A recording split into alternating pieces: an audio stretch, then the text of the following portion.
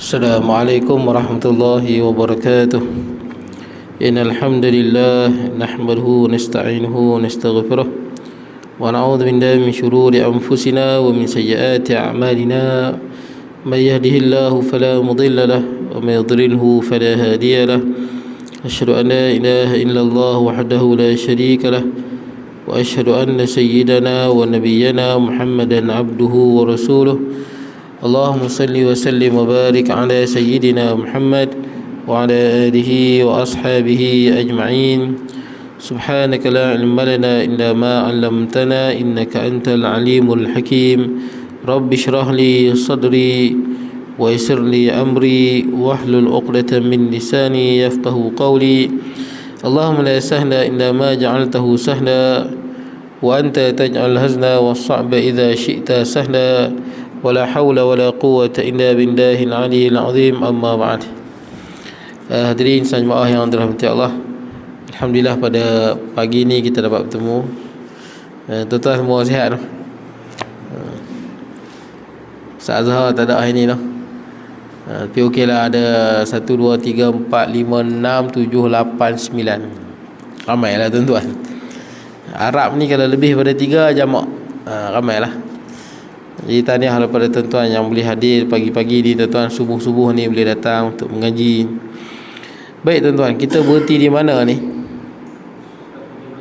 Ya, muka surat 17. Tengok muka surat 17. Qala musannifu rahimahullahu ta'ala wa nafa'ana bi ulumihi fid darain. Kata sekarang, himpunan segala mukmin dan kafir, mahsyar. Mahsyar ni tempat kita dihimpunkan, semua akan dihimpunkan. Dan kata Ibnu Abbas, hatta zubab, sehinggakan lalat juga dihimpunkan. Yang mana pernah hidup di dunia ni akan dihimpunkan di padang mahsyar semua. Kalau dinosaur tu betul-betul ada, ramai orang kata dinosaur tu ada. Kalau ikut bukti fosil lah, katanya dinosaur tu pernah ada lah. Ikut ramai pengkaji. Jadi kalau dinosaur pun ada, dinosaur pun dibangkitkan. Semua yang pernah ada di dunia ni dibangkitkan. Dinosaur tuan-tuan, macam-macam jenis dinosaur tu, apa? Tyrannosaur, T-Rex, semua dibangkitkan pada hari kiamat. Supaya apa? Mana-mana Tyrannosaur ni dia menzalimi dinosaur yang lain, dia akan dibalas di sana. Lalat yang mana menzalimi lalat lain akan dibalas di sana. Buaya yang menzalim buaya lain akan dibalas di sana. Semua akan dibalas. Sebab itu bila binatang ni dibalas, dalam hadis Nabi sebut, kambing yang bertanduk, yang tanduk kambing yang tak ada tanduk, di akhirat akan dibalas. Adilnya Allah. Allah ahkamul hakimin, hakim yang paling adil Allah. Semua dibalas. Cuma binatang ni bila dibalas, semua akan menjadi tanah. Kalau dinosaur ada, dinosaur menjadi tanah. Gajah purba kan, apa nama gajah besar, itu juga akan, bila dibalas, dia juga akan menjadi tanah. Semua tuan-tuan. Bila orang kafir tengok binatang-binatang ni setelah dibalas menjadi tanah, maka orang kafir kata apa? Ya laitani kuntu turaba. Dalam surah apa? Dalam surah An-Naba, amma yatasaalun. Orang kafir kata apa? Ya laitani, alangkah beruntungnya, alangkah baiknya, kuntu turaba, kalau aku pun jadi tanah. Nak jadi tanah macam binatang tu. Pasal apa? Sebab kita manusia, bila kita dah mati, kita tak mati dah. Mati ni sekali. Orang kata hidup ni sekali kan? Salah. Hidup 2 kali, mati sekali. Jangan sia-siakan mati tuan-tuan. Maksud dia bersedia untuk mati. Ada orang dia hidup sepuas-puasnya, dia hidup sekali ya. Salah. Hidup 2 kali, mati yang sekali. Kita kena standby untuk mati. Nah, sebab apa hidup? Kita hidup di dunia ni, bila kita mati ya tuan-tuan, kita tak mati dah. Bila kita mati ya, kita tak mati dah. Kita tak rehat dah tuan-tuan. Mati je nanti, tak rehat dah. Kita mati, kita duduk. Kalau orang yang baik, dia akan dapat nikmat di alam barzakh. Dia akan dapat nikmat di alam barzakh. Kalau orang yang jahat, dia dapat azab. Kalau orang yang baik di padang mahsyar, dia dapat nikmat di padang mahsyar, dapat naungan arash dan sebagainya. Kalau orang yang jahat, dia mendapat azab. Ni cerita dah mati ni 1000 tahun sebelum nak masuk syurga tuan-tuan. Jadi jangan sia-siakan mati kita yang satu tu. Bersedia untuk mati tu. Jangan enjoy sangat hidup, tuan-tuan. Kemudian tuan-tuan, berkata Ali karramallahu wajhah, ini Sayyidina Ali. Tuan-tuan, Sayyidina Ali kita sebut kadang-kadang radhiyallahu an, kadang-kadang kita sebut karramallahu wajhah. Sebab ada dua sebutan, tuan-tuan. Ada yang kata karramallahu radhiyallahu, dia antara sebutan radhiyallahu an dengan karramallahu wajhah. Sebutan radhiyallahu an itu lebih tinggi kedudukannya. Sebab itulah setinggi-tinggi darjat yang kita boleh capai, iaitu Allah redha pada kita, kita redha pada Allah. Kan dalam surah apa? Al-Fajr sebut, ya ayyatuhan nafsul mutmainnah. Allah Ta'ala berfirman kepada ahli syurga, wahai jiwa-jiwa yang tenang, irji'i ila rabbika radiyatan mardiyah, kembalilah kepada Tuhanmu dalam keadaan radiyatan, kau redha pada Tuhanmu, mardiyah, dan Allah redha padamu. Fadkhuli fi ibadi, masuklah di kalangan hamba-Ku yang baik-baik, yang soleh-soleh. Wadkhuli jannati, masuklah syurga-Ku.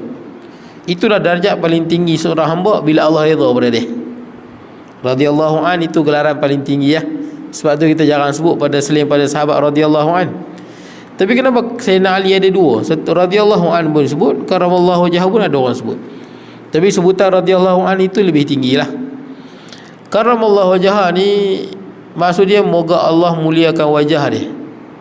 Pasal apa gelaran itu lekat pada Sayyidina Ali? Ada dua pandangan, ada beberapa pandangan lah. Ada yang kata Sayyidina Ali ni tidak pernah menyembah berhala. Ini pandangan yang banyak orang sebut kan. Tapi pandangan ni agak tak betul ataupun tak tepat lah, tuan-tuan. Sebab banyak lagi sahabat Nabi yang tak sembah berhala. Abdullah bin Abbas, Abdullah bin Zubair, ramai lagi, tuan-tuan. Anas bin Malik, dia pun Islam sebelum balik lagi. Sebelum balik lagi dia pun Islam. Dia pun tak sembah berhala. Kalau sembah berhala pun, tuan-tuan, budak-budak sembah berhala mana ada dosa? Budak-budak, anak orang kafir, kalau dia mati ahli syurga menurut jumhur ulama. Anak orang Hindu ke Buddha ke, walaupun dia ni duk pikwil setiap hari, tapi dia mati, dia belum balik, dia ahli syurga. Pasal dia belum balik. Jadi alasan yang pertama, Sayyidina Ali belum sempat sembah berhala sebab dia Islam waktu kecil. Ramai sahabat Nabi Islam waktu kecil. Tak tepat lah. Yang kedua, mengatakan Sayyidina Ali ni tak pernah melihat kemaluannya. Tak pernah melihat kemaluannya. Jadi disebabkan tak pernah tengok kemaluannya, oh hebat, karamallahu wajhah. Tapi yang ni lagi lah tak betul, tuan-tuan. Macam mana nak istinja? Tuan-tuan, macam mana nak istinja? Mustahil Sayyidina Ali tak tengok kemaluan dan tidak nak bersuci. Macam mana? Ini pandangan yang agak jauh. Tuan-tuan, dulu kalau dulu kan ambil kursus perkahwinan, ada satu hadis palsu yang cukup terkenal. Ni semua kahwin aku tu. Tak kahwin ya? Haji kahwin aku tu, haji tu. Tak kahwin lagi, saya tak tahu kahwin aku. Jadi tuan-tuan, saya pun dah kahwin, jadi saya boleh sebut. Ada satu hadis yang terkenal, dia sebut barang siapa yang melihat kemaluan isterinya, maka butalah mata dia. Ada hadis tu. Hai, kita tak buta-buta lagi macam mana ni? Jadi saya nak beritahu hadis tu palsu, tuan-tuan. Palsu. Tapi hadis tu disebut dalam kursus perkahwinan, disebut. Yang baca hadis Tok Kadi tu pun tak buta lagi mata dia, tuan-tuan. Sebenarnya dalam hukum fiqh, antara suami isteri mana ada aurat? Dia tak ada aurat. Suami isteri lah orang yang tidak ada aurat antara dengan kita. Isteri boleh tengok kita semua, kita boleh tengok isteri kita semua, tak ada langsung aurat. Itu hukum yang sebenarnya. Yang ada aurat ni adik-beradik adalah kan, pusat dengan lutut. Dengan isteri mana ada aurat? Itulah hukum yang sebenar. Itu yang Tok Gadi baca, yang apa kursus perkahwinan baca tu, itu hadis palsu, mengarut, tuan-tuan. Baik. Jadi tuan-tuan, Sayyidina Ali mustahil lah, tuan-tuan, sebagai suami isteri tak melihat kemaluan masing-masing, mustahil sangatlah. Jadi tuan-tuan, Sayyidina Ali tak pernah melihat kemaluan dia, mustahil cerita ni. Tidak nak istinja ke mana kan, nak menyucikan daripada najis. Pandangan ni pun tertolak. Pandangan yang tepat, kenapa Sayyidina Ali dipanggil karamallahu wajhah, kerana Sayyidina Ali radhiyallahu anhu dia ramai musuh dia. Pada zaman Sayyidina Ali ramai musuh dia. Pertama daripada Bani Umayyah. Tentera Muawiyah, Sayyidina Muawiyah, kerana berbeza dari segi ijtihad. Satu lagi daripada pengikut dia, yang paling benci Sayyidina Ali ni bekas pengikut dia lah, paling benci sebenci-bencinya pada Sayyidina Ali. Pendek ceritanya, waktu Sayyidina Ali berperang dengan Muawiyah, dua-dua betul, Sayyidina Ali betul, Sayyidina Muawiyah betul, dia ijtihad. Sebab Sayyidina Muawiyah nak laksanakan qisas pada pembunuh Sayyidina Osman. Sayyidina Ali kata kita kena bersatu dulu, kita dah kuat baru kita tangkap pembunuh Sayyidina Osman. Sebab pembunuh Sayyidina Osman ni kebanyakannya semua orang hebat-hebat, jadi kena ada kesatuan umat Islam. Jadi jadilah perang. Pasal apa? Sayyidina Muawiyah minta laksanakan dulu qisas, sebab dia sepupu Sayyidina Osman, dia nak tuntut darah Sayyidina Osman yang telah dibunuh secara zalim. Pembunuh Sayyidina Osman, baru dia bai'ah pada Sayyidina Ali, baru dia angkat sumpah pada Sayyidina Ali lah sebagai pemimpin. Sayyidina Ali tak mau, maka jadilah syak wa sangka, adakah Sayyidina Ali terlibat dalam pembunuhan Sayyidina Osman. Jadi syak wa sangka, sedangkan benda tu mustahil. Jadi jadilah perang. Yang paling betulnya yang tak perang, itu yang paling betul. Yang paling betulnya yang tak perang, belah Sayyidina Ali pun tak masuk, belah Sayyidina Muawiyah pun tak masuk. Itulah yang paling betulnya. Tidak melebar luaskan lagi fitnah. Tapi semua sahabat ni dijamin syurga, semua sahabat ni diredai oleh Allah. Jadi ceritanya, bila Sayyidina Ali perang dengan Sayyidina Muawiyah, masa tengah perang tu hampir-hampir nak menang, masa nak dekat menang lah, Muawiyah bin Abi Sufyan ajak berdamai. Sebab apa ajak berdamai? Tidak mati lagi ramai siapa nak jaga sepadan umat Islam. Siapa nak jaga? Umat Islam duk perang. Sayyidina Ali dengan tentera dia 130,000. Seluruh umat Islam daripada seluruh benua-benua, tuan-tuan, daulah-daulah bawah Islam ni semua dengan Sayyidina Ali, kecuali penduduk Syam dengan penduduk Iraqnya, penduduk Mekah, Madinahnya, tuan-tuan, penduduk merata Mesirnya berpakat dengan Sayyidina Ali serang. Sayyidina Ali yang serang, bukan Muawiyah serang. Sayyidina Ali yang serang Muawiyah di Syam. Jadi bawa 130,000, Muawiyah dengan 80,000. Peperangan ni ada yang kata nampak macam Sayyidina Ali nak menang, ada yang kata tak ada siapa menang pun, tapi banyak yang terkorban, ribu-ribu mati. Jadi minta berdamai. Sayyidina Ali pun berdamai, sebab dalam Islam memang macam tu. Dalam Islam, kalau kita berperang, musuh nak berdamai, kita kena berdamai. Islam bukan agama perang, Islam bukan agama bunuh orang, Islam agama bukan sembelih orang. Dalam Quran sebut, wa in janahu lisalmi fajnahnaha wa tawakkal 'ala Allah. Kalau musuh nak berdamai, kita kena berdamai dan bertawakal pada Allah. Islam bukan agama nak bunuh orang, perang bukan. Jangan pelik kalau mana-mana perjuangan Islam ke, tuan-tuan, parti Islam ke, mana-mana jemaah Islam, dia banyak perdamaian, damai. Memang itu Islam. Islam nak damai. Tapi bila Khawarij ni berdamai, bila Sayyidina Ali berdamai dengan Muawiyah bin Abi Sufyan, dua-dua ni sahabat Nabi, yang tak berhati pengikut Sayyidina Ali yang setia ni, apa dia buat? Dia keluar daripada parti golongan Sayyidina Ali. Itu yang dipanggil Khawarij itu. Khawarij golongan yang keluar daripada kesetiaan kepada Sayyidina Ali kepada yang lain. Dia keluar pasal dia tak dapat terima Muawiyah Sayyidina Ali ni berdamai dengan Muawiyah. Patutnya kita perang, bunuh semua Muawiyah dengan tentera ni. Pasal apa nak berdamai? Ni musuh kita. Mereka ni pengikut setia Sayyidina Ali, orang yang rapat dengan Sayyidina Ali. Tapi mereka tak dapat terima kenyataan kenapa Sayyidina Ali berdamai dengan sana. Tuan-tuan, itu yang Sayyidina Ali berhujah, kalau dengan orang kafir pun kita berdamai, apatah lagi sama Islam, apatah lagi Muawiyah tu sahabat Nabi lagilah kena berdamai. Bila mereka nak berdamai dengan orang kafir pun kita boleh kerja sama, dengan orang kafir pun boleh berdamai, dengan orang Islam lagi lah. Itu hujah Sayyidina Ali. Tapi pengikut setia Sayyidina Ali ni tak dapat terima. Kita dah perang dengan Sayyidina Ali, kita dah susah, ada keluarga kita yang terkorban, habis jiwa dan raga kita untuk Sayyidina Ali, senang-senang dia berdamai dengan musuh. Maka dia pun keluar buat geng lain, dia gelar Khawarij. Dan mereka ni benci semua. Muawiyah dia benci, Ali dia benci, Amr bin As benci, Aisyah, semua dia benci. Tapi yang dia paling benci Sayyidina Ali. Benci sungguh. Pasal apa? Aku dah susah dengan dia, bersama dengan dia, jiwa dan raga, harta aku habis, dia pergi berdamai dengan musuh. Buat apa? Dan last kali dia bunuh Sayyidina Ali. Yang bunuh Sayyidina Ali tu teman baik Sayyidina Ali, Abdul Rahman bin Muljim, bekas pengikut, dan dia berperang dengan Sayyidina Ali Abdul Rahman bin Muljim. Orang setia, orang kanan Sayyidina Ali, berperang dengan Sayyidina Ali. Last kali dia tak puas hati, dia bunuh Sayyidina Ali. Dan dia cuba bunuh geng dia juga, cuba bunuh Muawiyah, gagal. Amr bin As juga gagal. Jadi tuan-tuan, dan termasuk Sayyidina Husain. Sayyidina Husain dibunuh oleh orang yang memang masa perang Sayyidina Ali dengan Muawiyah, depa join Sayyidina Ali. Depa lah bunuh Sayyidina Husain. Antara siapa? Ubaidullah bin Ziyad. Ubaidullah bin Ziyad itu antara orang yang berperang dengan Sayyidina Ali lawan Muawiyah. Dia bunuh Sayyidina Husain. Siapa lagi? Umar bin Sa'ad bin Abi Waqqas. Dia bersama Sayyidina Ali lawan Muawiyah. Tuan-tuan nampak ada orang.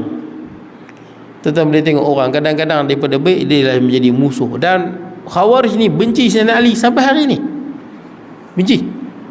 Depa kalau sebut Sayyidina Ali ni, depa akan sebut apa? Qabbahallahu wajhah. Ali qabbahallahu wajhah. Ali, moga Allah burukkan wajah dia. Itu yang depa sebut sesama depa.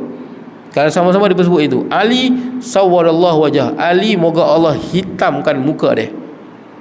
Tuan-tuan perasan tak? Dan sampai hari ni tuan-tuan, golongan Ibadi yang berada di Oman itu pecahan Khawarij.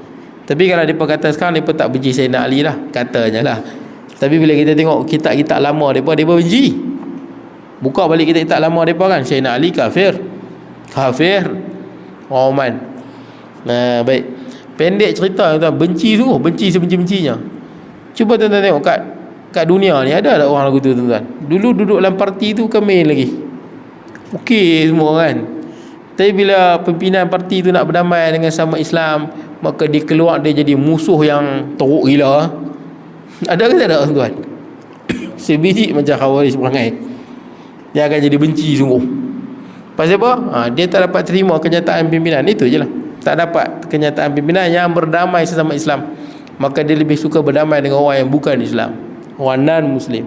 Perangai macam Khawarij tuan-tuan. Saya tak kata dia Khawarij, tapi begitu perangai Khawarij. Pasal tak mau berdamai sama Islam. Baik. Jadi tuan-tuan, bila dia dan depa ni kalau keluar, dan depa dia akan jadi lebih jahat daripada orang lain. Betul tak?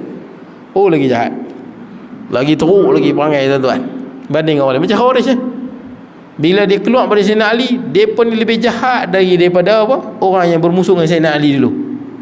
Orang yang bermusuh dengan Sayyidina Ali, dengan Bani Umayyah ke mana-mana, okey dah tuan-tuan. Tapi depa ni pula menjadi musuh. Sama lah orang tuan-tuan yang mana dia keluar daripada parti lain, dia buat parti mana-mana, dia akan bermusuh sampai ke mati ya. Baik.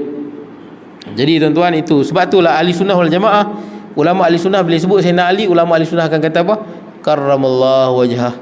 Inilah sebutan ulama ahli sunnah zaman dulu. Ini cerita zaman 1000 tahun yang dahulu. Ulama ahli sunnah bangkit bila sebut Sayyidina Ali, karramallahu wajhah, moga Allah muliakan wajah dia, moga Allah Ta'ala cantikkan wajah dia. Pasal apa? Pasal nak lawan puak-puak Khawarij tu, bekas-bekas pengikut setia Sayyidina Ali yang keluar dan menghina Sayyidina Ali. Jadi sebab tu kita sebut karramallahu wajhah. Boleh lah. Ada pun yang kata tak tengok kemaluan, mustahil. Ada yang kata tak semua berhala, ada lagi sahabat Nabi yang lain. Itulah alasan yang sebenar. Baik, apa kata Sayyidina Ali? Karramallahu wajhah. Ataupun tuan-tuan sebut radhiyallahu anhu, itu lebih tinggilah, Allah ridha pada dia. Dihimpunkan segala mukmin dari kubur ke padang mahsyar dalam keadaan berkenderaan di atas binatang-binatang korban, di atas korban. Sebab tu tuan-tuan, ada duit korban, sikit pun tak apa berkorban. Sebab dalam hadis Nabi SAW, Nabi sebut ni, baru ni kita lepas korban kan. Tuan-tuan kalau ada sikit simpanan korban je tuan-tuan, walaupun tuan-tuan ada sikit, kalau ada kemampuan korban je, korban. Kalau boleh daging korban tu janganlah. Saya sebut kat tuan-tuan, jangan korban ni bukan makna tuan-tuan nak makan daging, tuan-tuan pergi beli, betul tak? Tuan-tuan bila tuan-tuan nak korban, korban ni untuk fakir miskin. Itu benda yang kita kena tahulah. Fakir miskin. Dalam Quran sebut tentang daging korban, fakulu minha wa at'imul ba'isal faqir. Makan sikit pada daging korban, yang lain bagi pada fakir miskin. Konsep korban tu agak lari lah ni tuan-tuan. Agak lari konsep korban tu. Banyak orang yang masuk korban, dia nak apa tuan-tuan? Dia nak apa? Dia nak daging. Bukan salah, boleh, memang kita ada hak pun. Tapi konsep korban tu agak lari sikit lah. Korban yang sebenar ni, kita beri untuk Allah, kita beri untuk Rasul, kita beri untuk Allah Azza wa Jal. Tuan-tuan tengok Nabi Adam AS kan, bila anak Nabi Adam tu kan, Habil dengan Qabil kan korban. Habil letak apa? Kibash. Kibas ni macam kambing biri-biri tuan-tuan. Dia macam kambing biri-biri, cuma katanya ada lemak di punggung dia banyak sikit. Dia kambing tu kalau lemak dia sedap kan. Kibas punya lemak kat punggung tu memang sedap lah. Dia macam kambing biri-biri je kibas ni. Kalau tanya orang Arab dia pun tak arti nak beza sangat. Tapi lebih kurang je lah. Kibas, Barbados apa semua ni lebih kurang kan. Kibas ni kata besar sikit kot. Jadi dia letak kibas yang terbaik. Yang ada pun abang dia letak, Qabil letak sayok-sayok yang tak elok. Allah Ta'ala datang api daripada langit kan, ambil korban Habil, dan ambil terus bawa ke syurga. Habil tak dapat apa-apa, daging sikit sekilo ke tak ada, terus naik ke syurga. Itulah yang menjadi keganti bagi Nabi Ismail nanti. Nabi Ismail nak sembelih dan malaikat Jibril bawa. Sama juga Nabi Ibrahim yang sembelih anak dia. Sembelih dah cuma tak makan dia. Tuan-tuan, sembelih anak tak ada lah nak makan sekilo daging Nabi Ismail ke, tak ada. Korban untuk Allah. Itu korban. Kita kata korban. Korban tu daripada bahasa Arab. Korban. Ini tuan-tuan, korban tu kan. Berkorban apa saja kan. Berkorban. Korban tu daripada perkataan Arab yang di Melayu kan. Korban. Maksud korban ni, tuan-tuan mendekat daripada qaruba. Qaruba maksud dia dekat. Tuan-tuan mendekatkan diri pada Allah dengan melakukan sesuatu. Itu maksud korban. Nah, korban. Korban yang sebenar, Nabi bila korban, Nabi sembelih 100 ekor unta. 100 ekor unta ni duit kita sekarang lebih kurang 1 juta lah tuan-tuan. Lebih kurang 1 juta. Nabi ambil banyak mana? Kita kalau sembelih 2 ekor lembu penuh petik air tuan-tuan. Petik air beli freezer lagi tu. Banyak sangat ni. Boleh makan esok lusa, jiran nak mai apa semua. Daging kan boleh simpan lama. Daging pula nampak orang nak simpan sedap, simpan nampak dalam keadaan kering kan, simpan kat luar. Dia kata ada macam ulat-ulat sikit tu sedap tu kata. Dry age ke dia panggil apa. Daging wagyu kan, buat macam tu sedap katanya. Daging boleh simpan lama. Dia tak macam ayam. Ayam busuk. Daging dia lambat busuk sikit. Jadi tuan-tuan, Nabi SAW bila korban 100 ekor unta ni, Nabi ambil banyak mana? Nabi selum tangan angkat. Yang dalam tangan ni saja Nabi SAW punya, dengan ahli keluarga.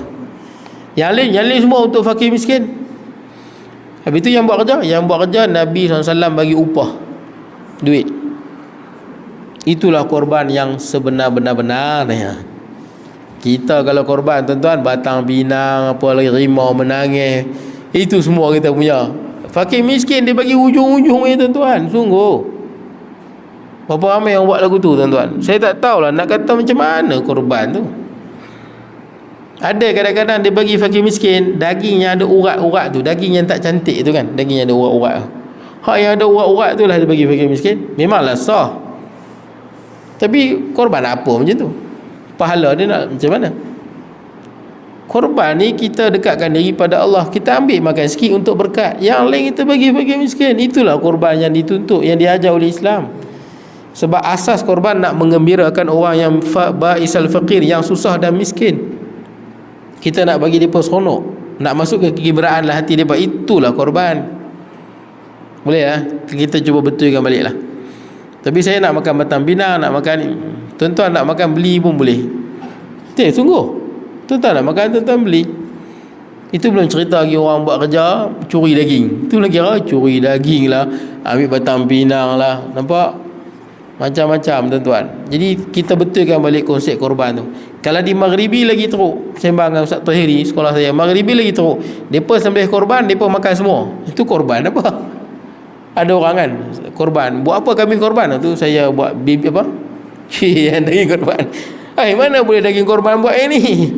Kena bagi fakir miskin 1/3 tu korban apa? Buat ini golek tu kan. Dia mesti bagi dalam keadaan mentah, bukan dalam keadaan masak. Ni dia semua daging korban, elok je berpusing kata tu. Ni korban apa ni, hang melantak ke hang? Salah. Kalau nak buat itu boleh bagi 1/3 pada fakir miskin. Itu baru korban tuan-tuan. Baru betul dia korban untuk Allah, dan korban untuk menggembirakan orang fakir miskin, orang susah.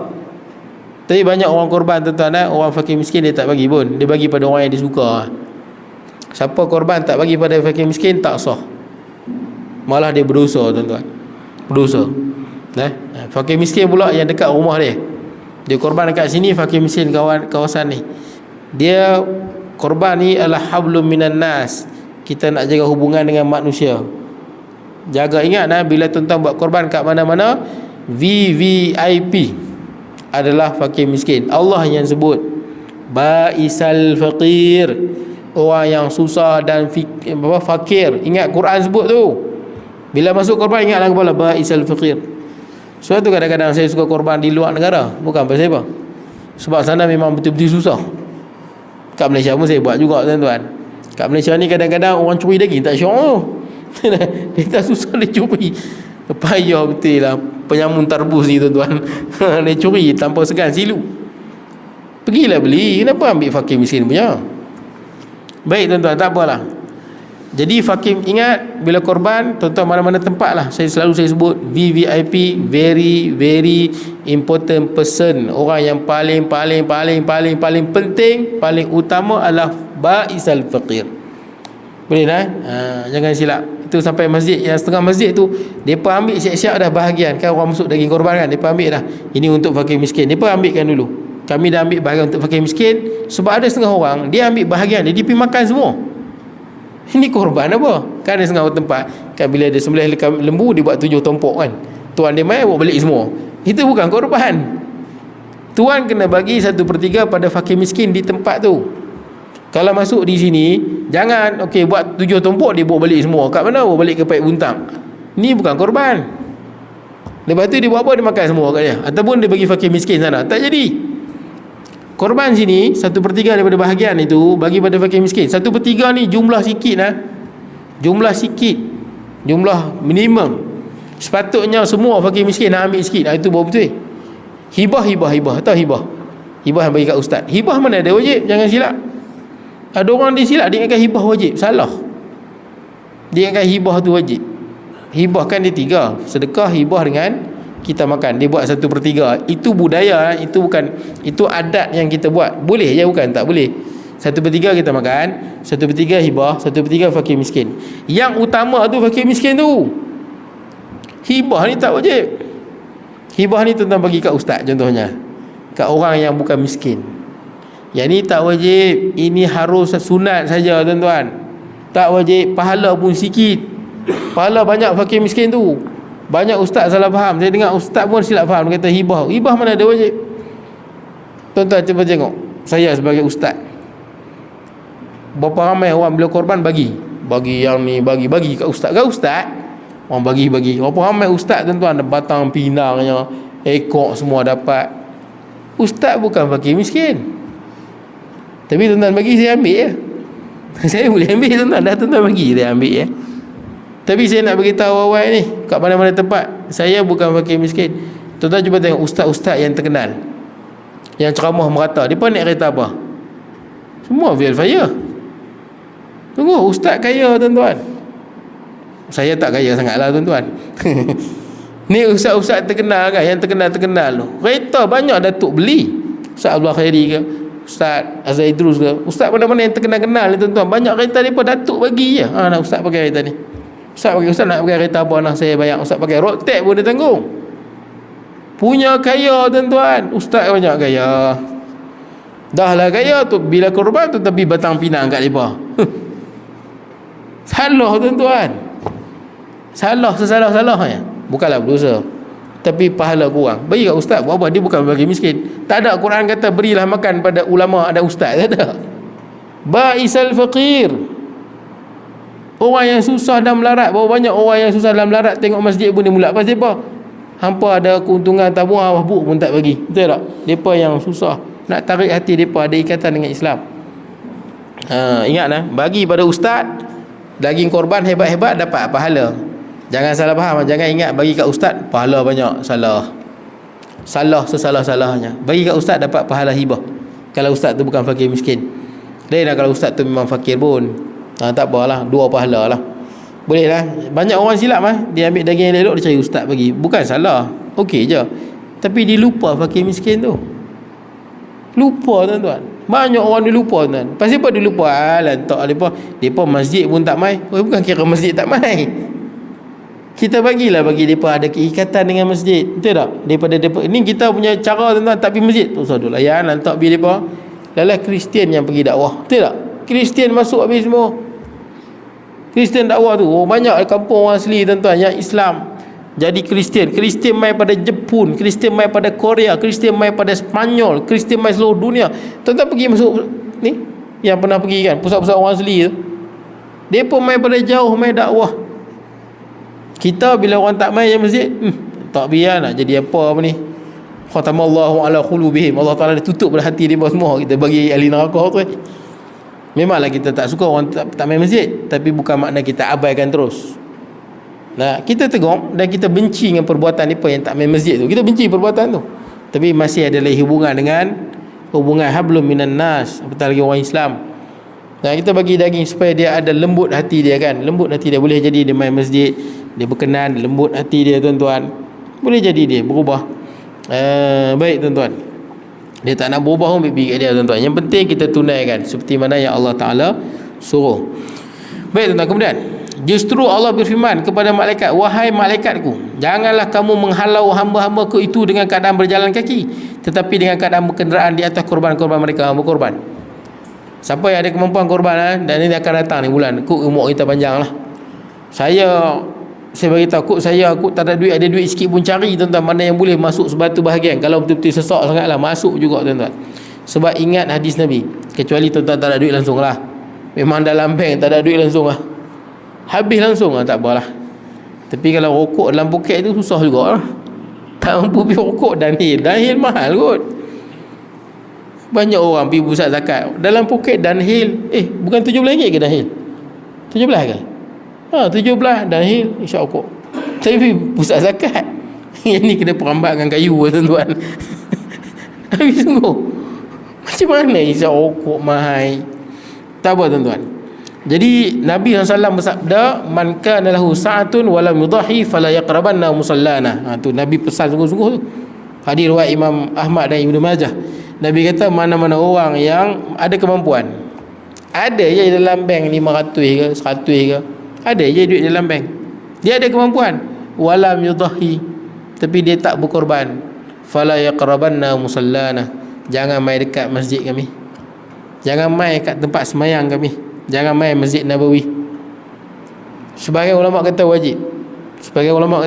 Siapa yang ada kemampuan, dia ada duit dalam bank, simpanan itu cukup untuk masuk satu bahagian. Dia ada 1000 simpanan, satu bahagian dalam 700 contoh. Dia fikir 700 itu banyak, tinggal 200 je aku ni. Contohnya lah. Sebagai ulama kata wajib. Mazhab Syafi'i sunat muakkad. Tapi tuan-tuan masuklah tuan-tuan, Allah Ta'ala balas. Dalam Quran sebut, wa ma anfaqtum min syai'in fahuwa yukhlifuh.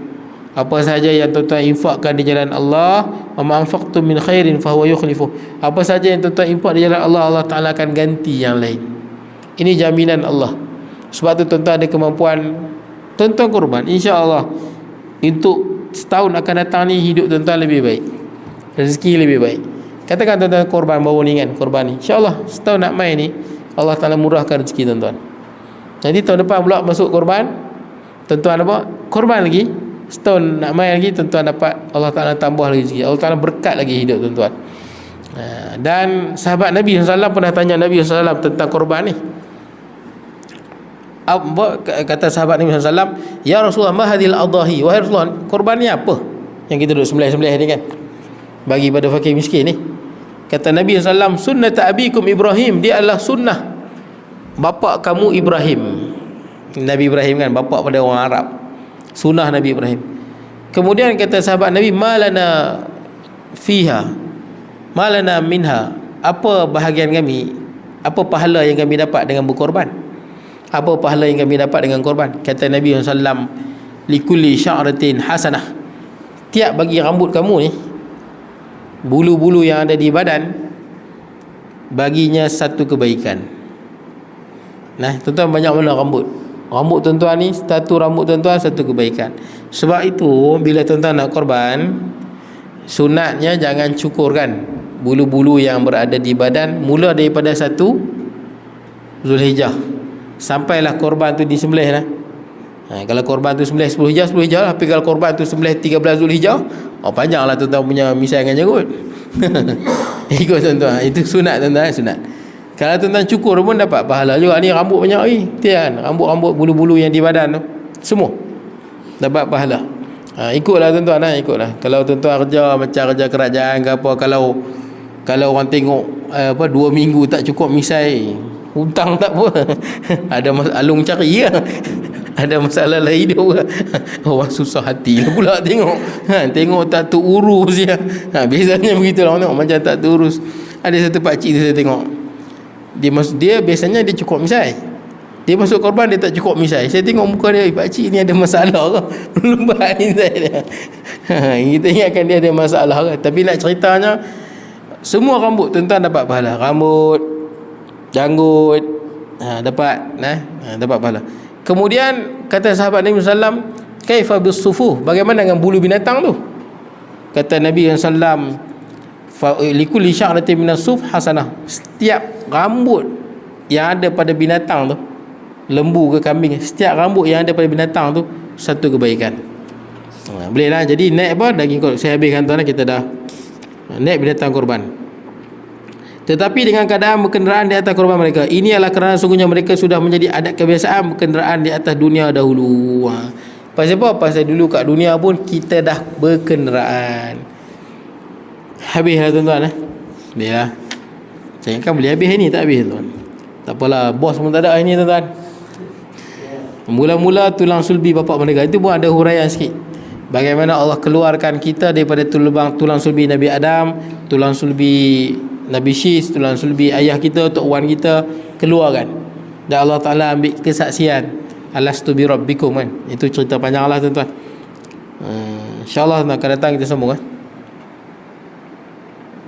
akan datang mula-mula tulang sulbi di situ. Mula-mula tulang sulbi bapa mereka. Bismillahirrahmanirrahim. Allahumma ja'al jam'ana hadza jam'an marhuma.